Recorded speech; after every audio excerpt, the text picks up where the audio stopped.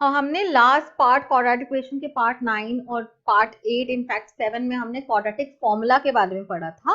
अब हम पार्ट 10 में पढ़ेंगे नेचर ऑफ रूट्स। जो नेचर ऑफ रूट्स है वो भी क्वाड्रेटिक फॉर्मूला से पता चलता है, डिस्क्रिमिनेंट से पता चलता है। नेचर ऑफ रूट्स मतलब रूट्स जो होंगे वो कैसे होंगे, वो रियल होंगे, वो रियल और सेम होंगे, या वो रियल डिफरेंट, या वो रूट्स जो होंगे रियल ही नहीं होंगे। ऐसे 3 टाइप्स होते हैं, उनको एक बार डिफाइन करते हैं। पहले मैं यहाँ पर एक क्वाड्रेटिक इक्वेशन को डिफाइन कर देती हूँ एक जनरल फॉर्म में। क्वाड्रेटिक इक्वेशन होती है ax² plus bx plus c is equal to 0। अब हमें पता है डिस्क्रिमिनेंट कैसे निकालते हैं। डिस्क्रिमिनेंट को निकालते हैं d is equal to b² minus 4ac से, b² माइनस 4ac से। तो अब हमारे पास 3 चीजें आती हैं। अगर वी हैव, अगर या हमारे पास होता है कि या तो d जो है, 3 इसकी सिचुएशंस बनती हैं। Either d is greater than equal to greater than 0, और second d is equal to 0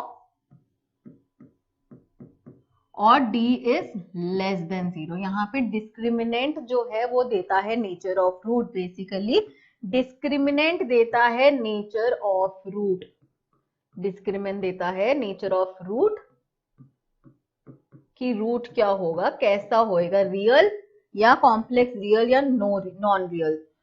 तो d अगर ग्रेटर देन 0 है तो इसका मतलब यहाँ पर पहली बात तो दो रूट्स होंगे, इस इक्वेशन के 2 रूट्स होंगे, लेकिन वो दोनों क्या होंगे, रियल रूट्स, और दोनों डिफरेंट होंगे।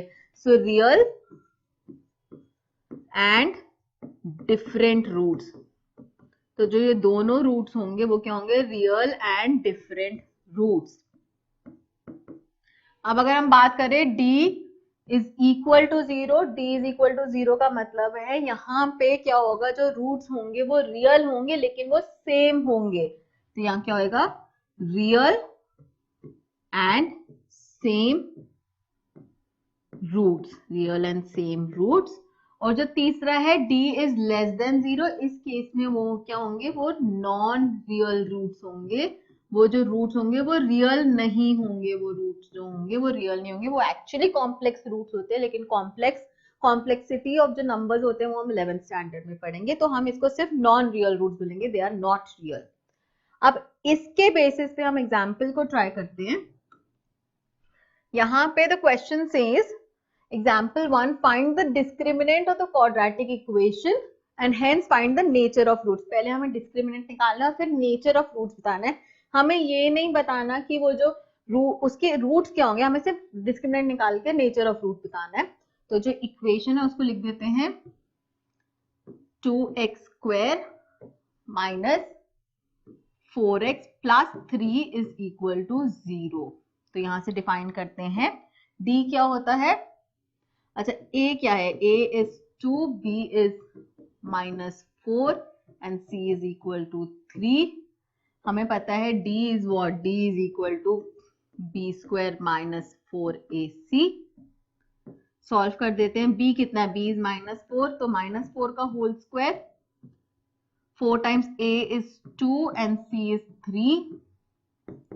4 का स्क्वायर, -4 का square is positive 16, minus 4 to the 8, 8 3 the 24। अब 16 माइनस 24 कितना होता है, 16 माइनस 24 8 होता है, लेकिन क्योंकि ये नंबर नेगेटिव, 24 एक बड़ा नंबर है और नेगेटिव है तो ये बन गया -8। तो हमने क्या देखा, d क्या है, d जो है वो नेगेटिव आ रहा है, d is less than 0, d is less than 0। since it is less than 0 तो इसका मतलब क्या हुआ, इसके पास रियल रूट्स नहीं है। as d is less than 0 therefore it has no real root, यहाँ पे रियल रूट नहीं है। अब इसके बेसिस पे हम एक और एग्जाम्पल को ट्राई करते हैं। यहां पर मैं एक एग्जाम्पल डिफाइन कर देती हूं, से x² 2x square minus 2x minus 5 is equal to 0। यहाँ पे एक इक्वेशन है 2x square minus 2x minus 5 is equal to 0। a b और c को डिफाइन कर देते हैं।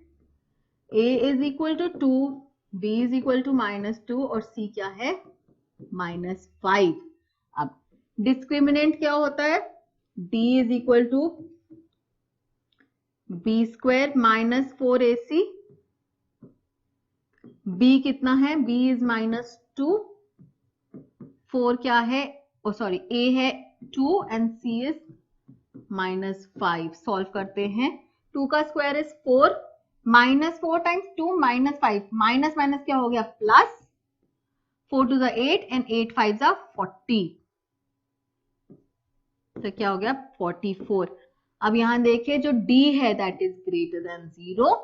Now as d is greater than 0, discriminant 0 से बड़ा है, तो क्या हो गया, यहां पर जो रूट्स होंगे it will have real roots, और जो रूट्स होंगे वो क्या होंगे, both the roots will be different, both the roots will B